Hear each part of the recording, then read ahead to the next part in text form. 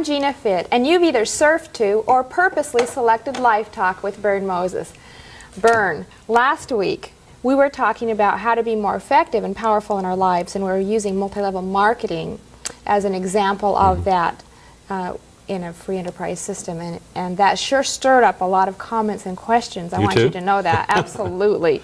And I think that we need to discuss it a little more in depth and also maybe clear up some things that people are talking about and show people how this relates to our whole topic of how to be more powerful and effective in your personal life, and why we were using this particularly as an example.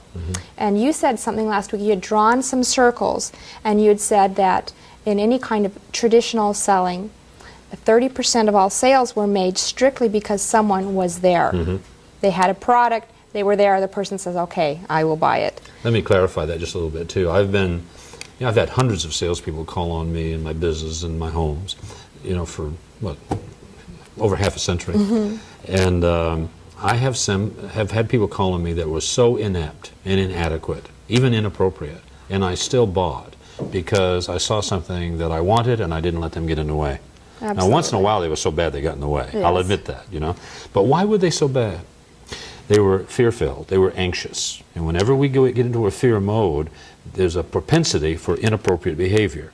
And so sometimes, I think a lot of times, our impression of salespeople is faulty because we've been exposed to novices and neophytes, people who don't know how to be gracious and sensitive and kind yet.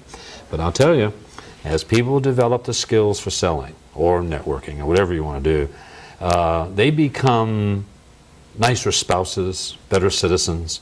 There's something phenomenal about the sales industry. They have less divorces per capita than a lot of other professions, less divorces. These guys pay their taxes. In other words, these are major citizens. As a matter of fact, I've been in and out of and around salespeople all my life, and we have a thing where people identify their feelings and emotions and what have you.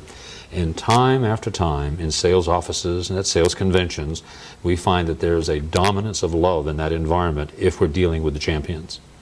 In other words, their hearts are filled with they wear their heart right on their coat sleeve. They want a good service, a good product, They want to be able to do it they right. They want to be good at what they do. Exactly. So what I'm hearing behind all this is that when we encounter someone who's inept or maybe even obnoxious or frustrating, who's trying to sell us something, perhaps what we should feel for them is empathy and compassion. Because they're in survival. Chances are this sale's going to pay their rent or not.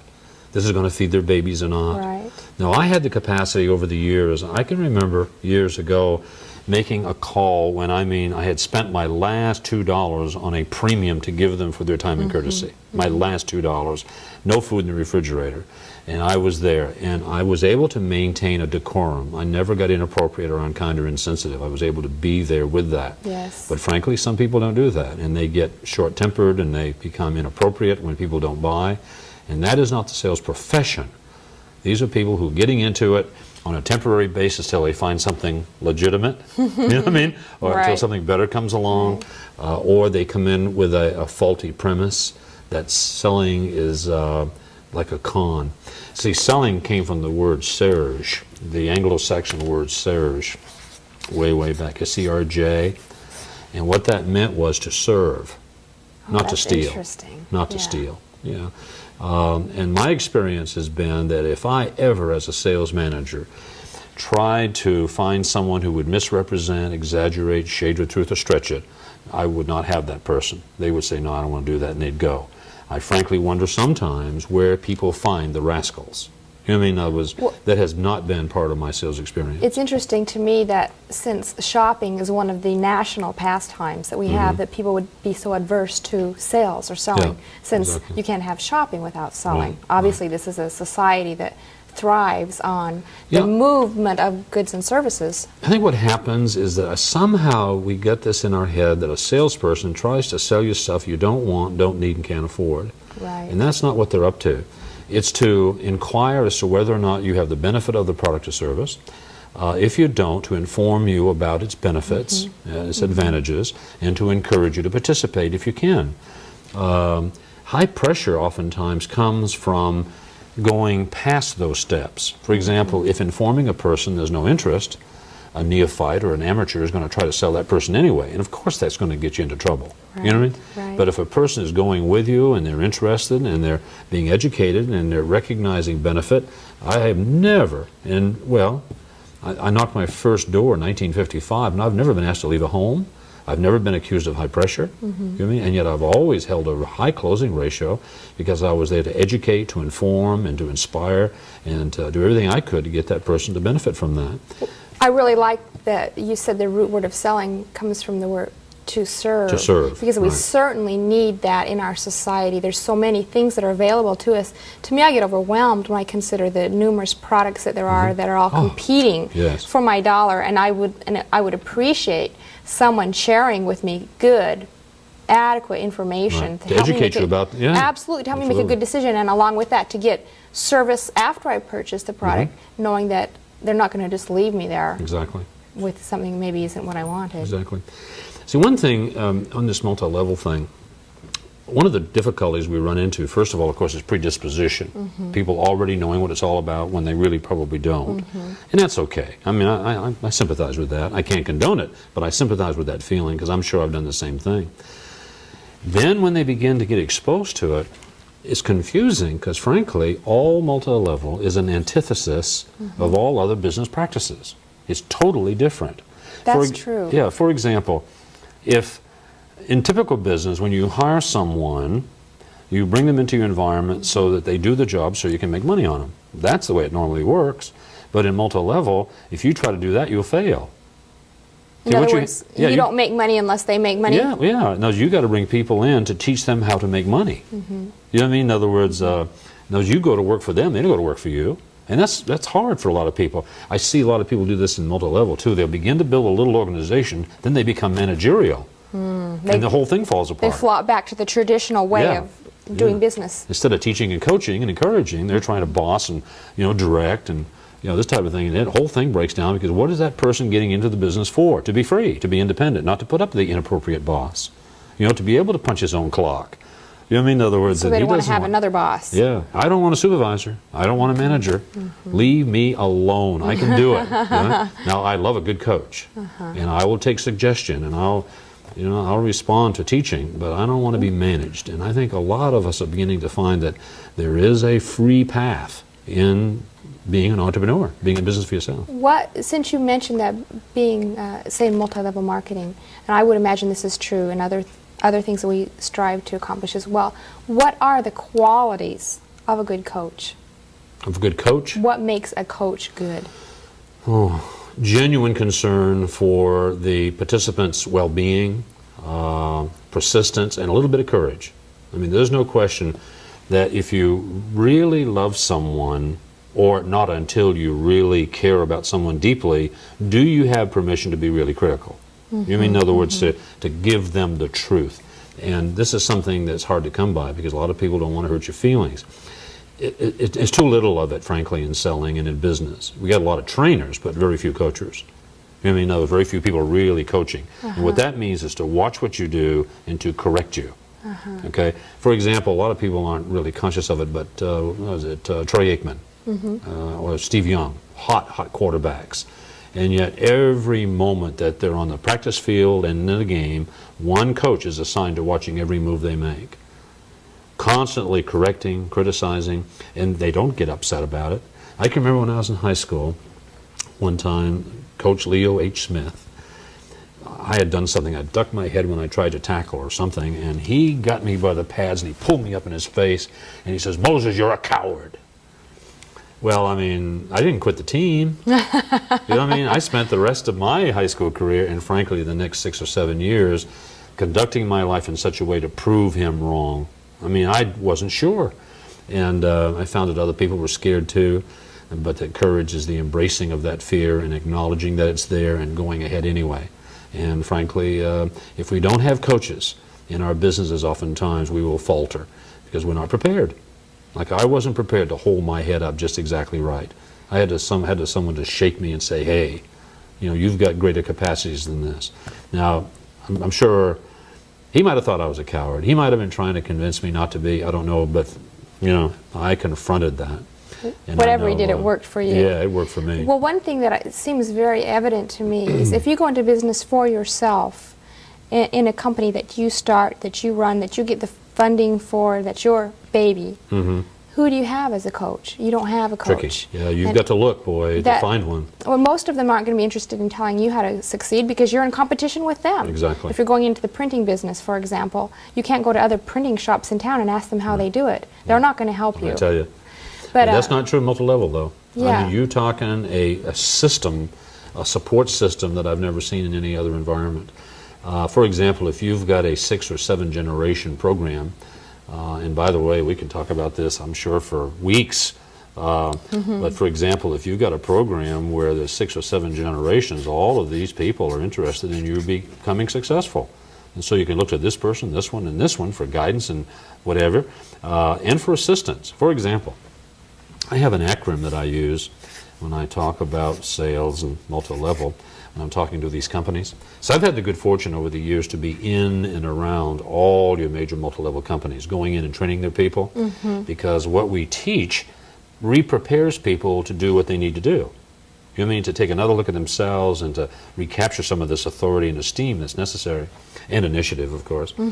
But this COPE thing is totally applicable to multi-level in what that means. Now, normally COPE means to endure, to hang on, to survive. Right. But this is an acronym, and what it stands for is that network marketing, multi-level marketing, and most direct sales companies provide a space where you can capitalize. Isn't that an interesting word? Capitalize.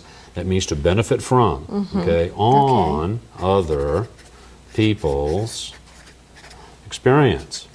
Now, we've been doing that all of our life. We've gone and the teachers have told us what to do, and we've said that experience is the best teacher, and it's not. An experienced teacher is the best teacher. They can short-circuit a lot of difficulties if you'll just listen. However, this goes on. It's a place where you can go and capitalize on other people's experience and their expertise and their energy and their excellence and their efficiency. You understand what I mean? There's all these E's. This is a big E. A big E. And what you do in multi-level is you present yourself at a meeting or in front of a television screen or whatever with your guest or with your candidate, and experts will do all the work for you until you reach that point where you don't want them to do that anymore. And you reach that point when you rather do it yourself and be the leader, or you just don't want to do it anymore. And either way, the person who's been teaching you will benefit. He hasn't wasted his or her time, okay? In other words, but it is an ideal circumstance to learn new skills and to develop ourselves in such a way as to be ultimately free. Now, very few people endure. Right. And again, that's not an indictment against multi-level, but an indictment against our lack of preparation and understanding. What I've encouraged people over the years to do, and by the way, I have no bone to pick here. I'm not recommending any particular multi-level company. But I do think that everybody ought to get connected with at least one of them, just in case. Now, that's a pretty interesting statement, Vern. Well, for example, suppose it worked. I mean, if nothing, here's the thing. My life is filled with people, phone pals and buddies, who enjoy incomes of $10,000 and $20,000, $30,000. $40,000, $50,000, $100,000, $150,000, and much more a month, income per month. Now, some people say, well, that's obscene. That's what's wrong with multi-level. Few people making all that money. But they somehow don't seem to be disturbed by Michael Jordan making his money or Madonna making hers. I wonder what that is. The risk of maybe they could make that too? The Icarus complex creeping in? I'm not worthy.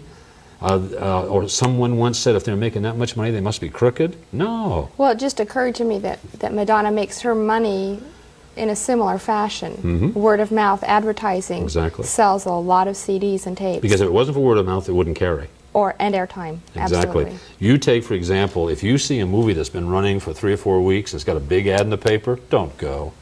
It's not carrying. A good movie will carry word of mouth, say.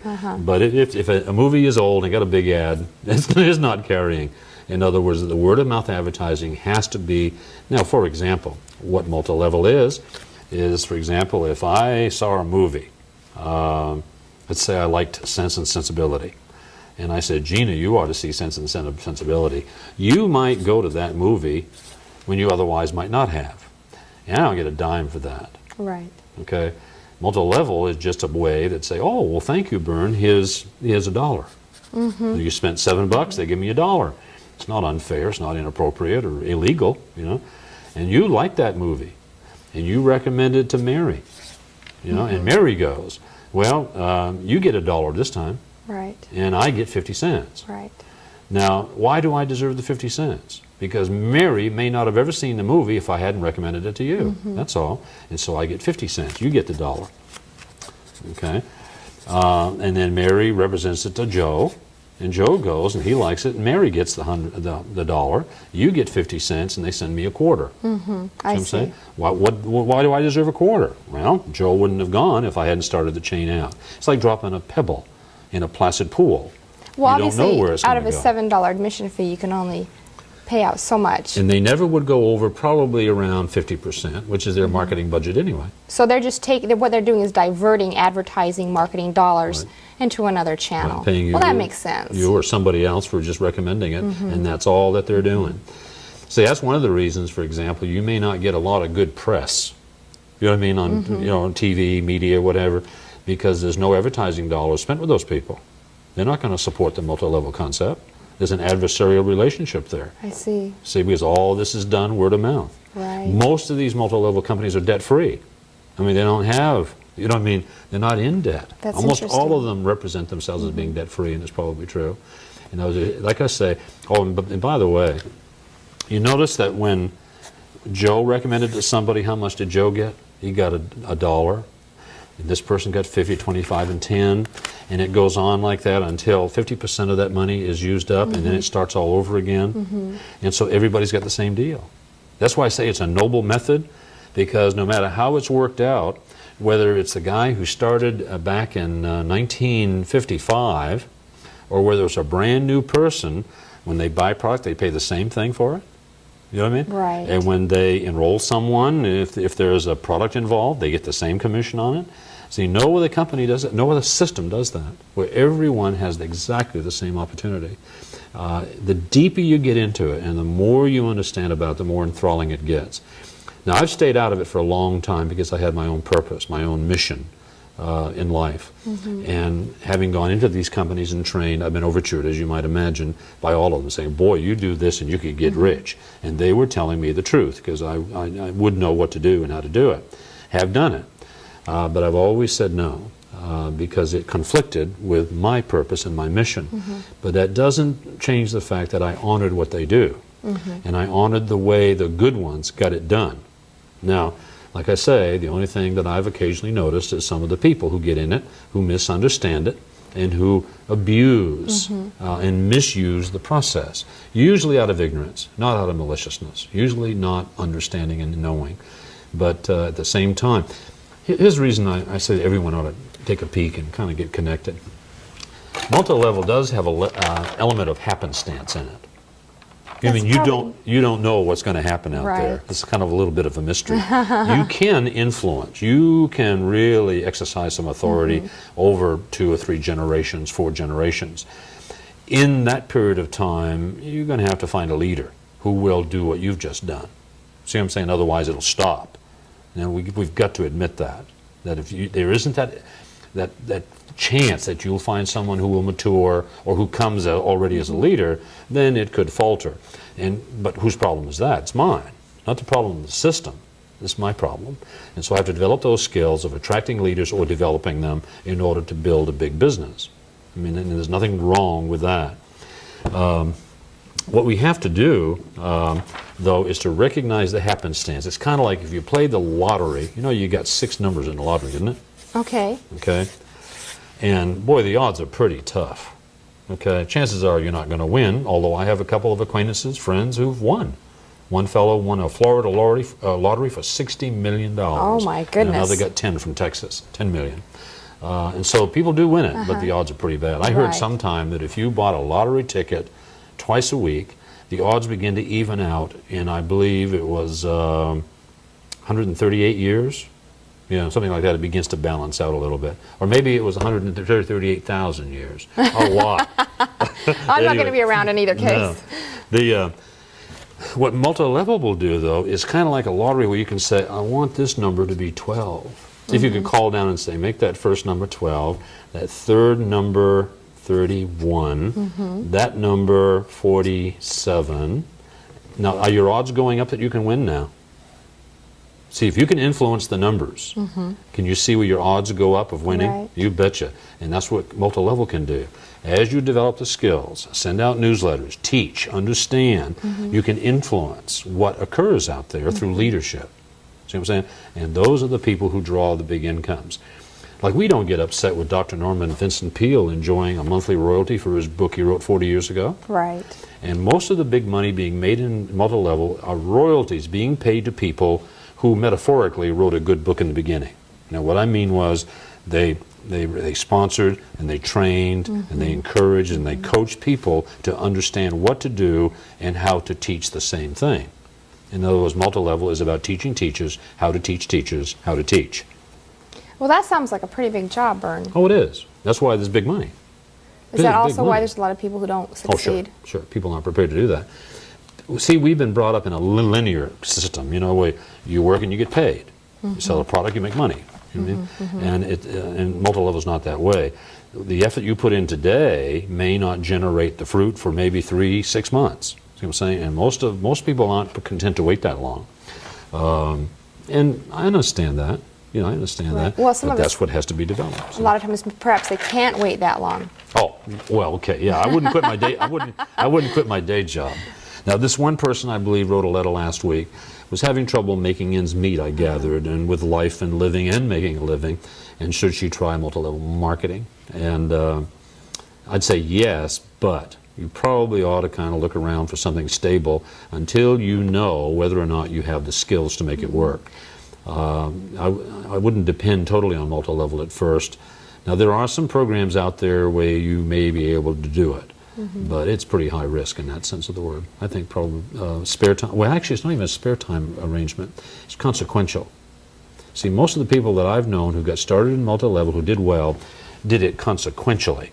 You know, they got into the business, and just as they kind of bopped through life and met people and did things, they would hear little phrases that would inspire them to say, oh, by the way, have you heard about? You know what I mean? It's I see. They're doing the same thing they're doing anyway. Yeah, yeah. What It's not movie? like punching What a clock. movie would you say I go see this weekend? Exactly. Well, I liked blah blah blah. Right. That's all. Or it is. Yeah. I'm looking for a way to make some extra money. Well, have you? I see. Yeah, you go out, most people go out and purposely try to build an organization by talking to so many people a day and all that. Unless they've got those skills, they're not going to do that. They're pretty frustrated, yeah, huh? Yeah, they're not going to do that. Should be a consequence. It's kind of like, I have a friend of mine, an acquaintance, who's been in a glee club for 8 years. Okay? And he's gone to rehearsals twice a week for 8 years. Okay? And he spent money on costumes, and he spent some money on travel. And he has brought guests with him to induce them to get into the glee club. Yes. Follow what I'm saying? Yes. If he'd have done that same thing in a multi-level company, in those 8 years, a couple meetings a week, you know, enjoy the company, you know, have a little punch after the meeting, bring a friend, you know, and spend a minimum amount of money, that same man would probably be financially independent. Just by being there, just continuing. The only people who lose when they start into a multi-level program are those who quit, who get frustrated and abandon the thing. The ones who endure, just kind of be there, gradually they, through osmosis if nothing else, begin to develop the skills, present the people to the right people, and after a while it begins to happen. See, the thing that drives people crazy, I've seen highly competent sales people and sales managers get into multi-level and falter because they were linear in their thinking. They wanted to get it and get it done now. There was this control orientation, and they'd be frustrated. And then a little sweet little old lady with bobby socks and cane would kind of limp across the stage once every month or two, picking up her $20,000 bonus check. Well, that drives it drives you crazy. How is that possible? Well, she loved the product, and she told people about it when the subject came up, and she just did it continued naturally. Exactly. And don't make it harder than it is. See, that's another thing we tend to do, is make everything harder than it is to justify not getting it done. Right. It's a trick of the mind. Right. Well, we seem to set ourselves with insurmountable barriers and obstacles, and, yeah. and we get tired just thinking about it, so Yes. we never attempt anything, and we don't get outside of what we're at. I wouldn't say our comfort zone, because I think a lot of things can be comfortable, but we just don't get out of our routine even. Right. We don't even lift ourselves up over the rut. So you said earlier about people have the ability to do it, and I said, no, they probably don't. And that's in concert with, remember, I think it was a couple, 3 weeks ago, we were talking about putting a puzzle together. Yes. And we get the framework, and then we start putting in pieces and what have you. We get a little bored right around in here somewhere, and we decide that we're going to put this piece in where it belongs when we get there. Well, you can't. You know, I mean, you're going to have to adjust when you get there. And a lot of people try to do that with their life. They get involved or they get introduced to something, and right away they begin to imagine the things they don't know how to do. And they're right. They don't know how to do what they're going to have to do in order to get the job done. Right. But by the time they got there, it would be... They would know how. Yeah. It would be just as easy as this piece was. So they're not willing to go through the process. Right. They have that patience, the perseverance, the persistence. Right. I'm sounding like you, Vern. Yeah, good for you. Good for you. They, I was trying to think, we need people to call. I'm going to put my number up here. I'm thinking I'm going to go to a new page. 1-800-661-3490. Now, once again, that's 800-661-3490. We need to know that people are watching and listening, and that if they have questions, for heaven's sakes, call, and we can address them on the air. If they want to write a letter, call. We'll give you an address, and you can write a letter. Right. And if we read the letter, well, if you call or write, we'll send you a cassette of the show itself, and begin to establish some rapport, perhaps, and be able to answer questions one-on-one. I've done a lot of coaching this last week with call-ins. You know, I've really enjoyed doing it, and it's what they call pro bono. Right. We don't expect a It fee. looks like we're just about out of time here, Bern.